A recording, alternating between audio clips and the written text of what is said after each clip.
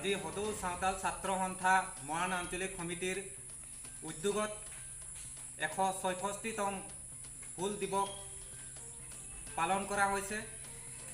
বীৰ শ্বহীদ সিধু মুৰ্মু কানহু মুৰ্মুৰ নেতৃত্বত 1855 চনৰ 30 জুন তাৰিখে 10,000 সাঁওতাল জনগোষ্ঠীক একত্ৰিত কৰি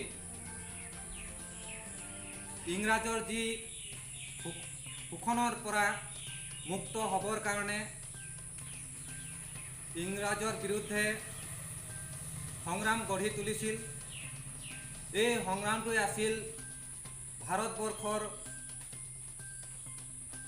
স্বাধীনৰ প্ৰথম সংগ্ৰাম। এই সংগ্ৰামটোকে আদিবাসী তথা ভাৰতবৰ্ষৰ সাঁওতাল জনগোষ্ঠী লোকসকলে 30 জুন তাৰিখটোক হুল দিৱস হিচাপে পালন কৰি আহিছে। আৰু আজি কৰোনা মহামাৰীৰ ভয়াৱহতাৰ ফলত আমি অনুষ্ঠিতীয়াকৈ হুল দিৱস পালন কৰিলোঁ।